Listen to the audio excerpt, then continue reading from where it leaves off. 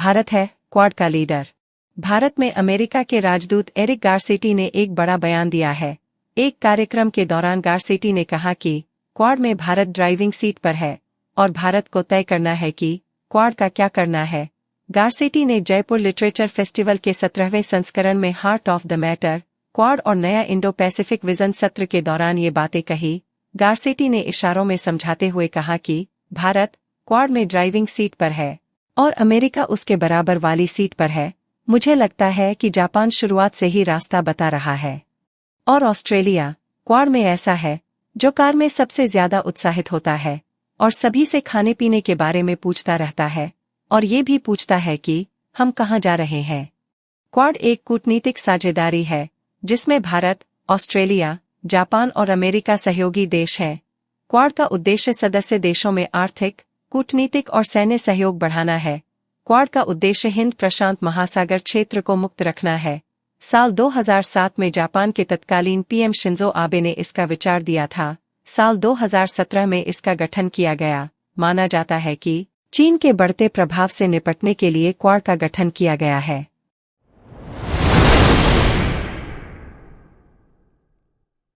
असम को 11,600 करोड़ की परियोजनाओं की सौगात।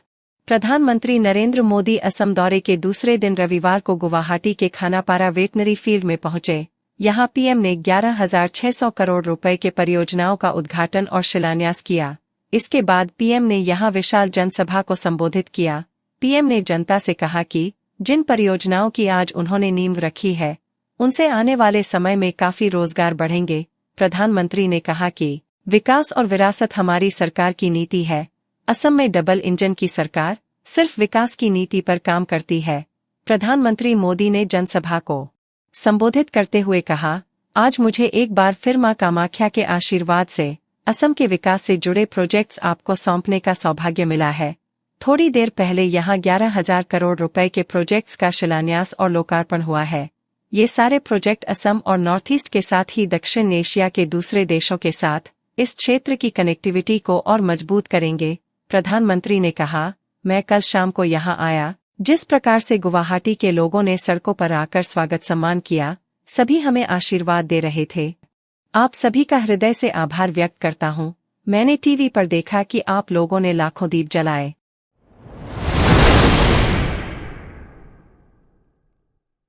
कच्चे तेल पर लगने वाला विंडफॉल टैक्स बढ़ा। भारत पहली बार 1 जुलाई 2022 को अप्रत्याशित लाभ या विंडफॉल टैक्स लगाकर उन देशों में शामिल हो गया था जो ऊर्जा कंपनियों के असाधारण मुनाफे पर कर लगाते हैं। सरकार ने शनिवार से घरेलू स्तर पर उत्पादित कच्चे तेल पर विंडफॉल टैक्स 1,700 रुपये प्रति टन से बढ़ाकर 3,200 रुपये प्रति टन कर दिया है। यह कर विशेष अतिरिक्त उत्पाद शुल्क के रूप में लगाया जाता है। एक आधिकारिक अधिसूचना के अनुसार डीजल, पेट्रोल और विमान ईंधन या एटीएफ के निर्यात पर एसईडी को 0 पर बरकरार रखा गया है। नई दरें 3 फरवरी से प्रभावी हो गई हैं। भारत पहली बार 1 जुलाई 2022 को अप्रत्याशित लाभ या विंडफॉल टैक्स लगाकर उन देशों में शामिल हो गया था जो ऊर्जा कंपनियों के असाधारण मुनाफे पर कर लगाते हैं। पिछले 2 हफ्तों में तेल की औसत कीमतों के आधार पर हर पखवाड़े कर दरों की समीक्षा की जाती है।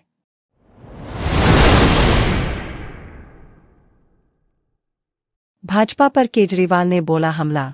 दिल्ली के मुख्यमंत्री अरविंद केजरीवाल ने रविवार को 4 नए स्कूलों का उद्घाटन किया। इस दौरान उन्होंने भाजपा पर हमला बोला। दिल्ली सीएम ने कहा कि जब हम स्कूलों, मोहल्ला क्लिनिकों और अस्पतालों का उद्घाटन करने जाते हैं तो अन्य दलों के लोग हमारे खिलाफ नारे लगाने के लिए वहां पहुंच जाते हैं। आज एक शुभ दिन है क्योंकि 4 स्कूलों का उद्घाटन किया जा रहा है। आज तो कम से कम ये गंदी राजनीति ना करो। इतनी भारी संख्या में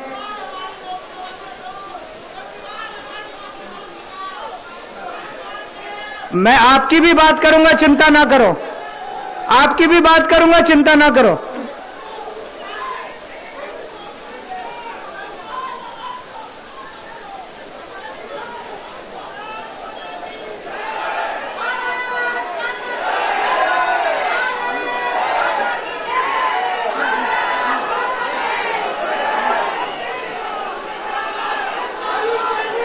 बैठ जाओ, बैठ जाओ।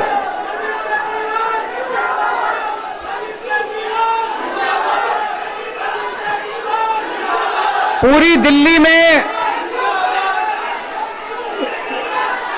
में कहीं भी हम लोग स्कूलों का उद्घाटन करने जाते हैं तो ये दूसरी पार्टी वाले हमारी हाय करने पहुंच जाते हैं। हम लोग मोहल्ला क्लिनिक का उद्घाटन करने जाते हैं तो ये दूसरी पार्टी वाले हमारी हाय करने पहुंच जाते हैं। हम कहीं अस्पताल का उद्घाटन करने जाते हैं तो ये दूसरी पार्टी वाले हमारी हाय करने। मैं आपसे पूछना चाहता हूं, आज तो पवित्र दिन है, 4 स्कूलों का उद्घाटन हो रहा है, 10,000 बच्चों की शिक्षा का इंतजाम हो रहा है। आज तो कम से कम ये गंदी राजनीति ना करो। आपको केजरीवाल से दुश्मनी है, आपको इनके जनता के बच्चों से तो दुश्मनी ना करो। इनके बच्चों को शिक्षा मिलने वाली है, इस मौके पे तो ये सब गंदी हरकत नहीं करनी चाहिए।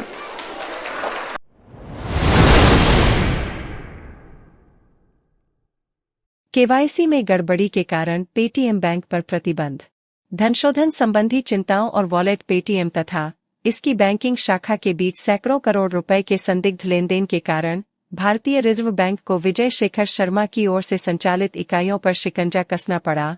आरबीआई ने पेटीएम पेमेंट्स बैंक लिमिटेड को 29 फरवरी के बाद सड़क टोल का भुगतान करने के लिए फास्टैग में अतिरिक्त जमा लेने, क्रेडिट लेनदेन करने और किसी भी ग्राहक खाते, प्रीपेड उपकरणों, वॉलेट और कार्ड पर टॉप अप करने सहित अधिकतर व्यवसाय को रोकने का आदेश दिया है।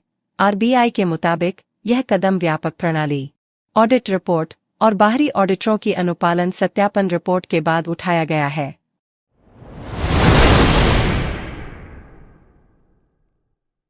किसान योजना को लेकर बड़ी अपडेट।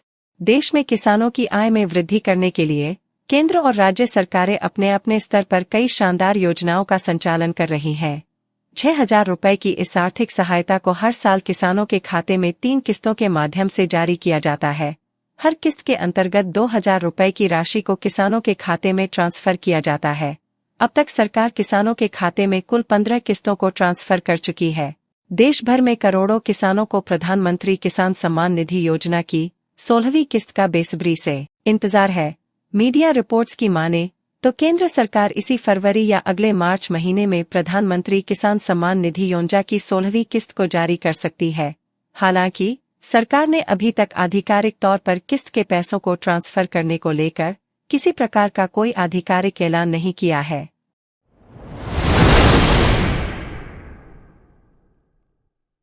दिसंबर तक तैयार हो जाएगा अयोध्या में भव्य राम दरबार। राम मंदिर के उद्घाटन के बाद पहली बार मंदिर निर्माण समिति की 2 दिवसीय बैठक शनिवार से शुरू हुई। इसमें निर्माण कार्यों को गति देने पर चर्चा हुई। 10 फरवरी से मंदिर का शेष निर्माण कार्य शुरू करने की तैयारी है। वहीं रामनवमी से पहले यात्री सुविधाएं विकसित करने का लक्ष्य रखा गया है। प्रथम तल पर भव्य राम दरबार की स्थापना की समय सीमा दिसंबर 2024 तय हुई है।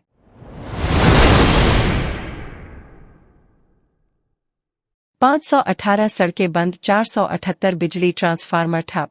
हिमाचल प्रदेश की ऊंचाई वाले इलाकों में बर्फबारी का दौर लगातार जारी है।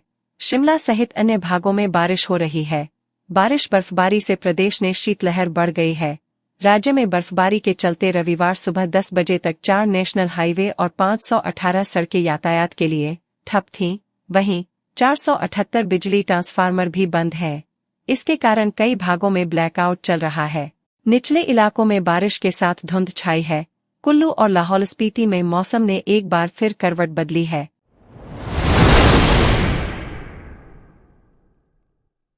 यूपी एटीएस ने रूस में रहकर आईएसआई के लिए जासूसी कर रहा भारतीय एजेंट गिरफ्तार किया है। यह अफसर रूस में भारतीय दूतावास में तैनात है।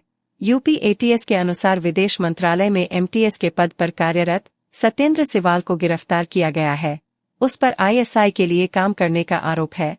सत्येंद्र मॉस्को स्थित भारतीय दूतावास में तैनात है। सत्येंद्र मूल रूप से हापुड़ जिले का रहने वाला है। जानकारी के अनुसार उत्तर प्रदेश एटीएस को गोपनीय विभाग ने सूचना दी थी कि पाकिस्तानी खुफिया एजेंसी आईएसआई के हैंडलर्स द्वारा कुछ लोगों से विदेश मंत्रालय भारत सरकार के कर्मचारियों को बहला फुसलाकर और धन का लालच देकर भारतीय सेना से संबंधित भारत की सामरिक व रणनीतिक रूप से महत्वपूर्ण गोपनीय व प्रतिषेधक सूचनाएं प्राप्त की जा रही हैं।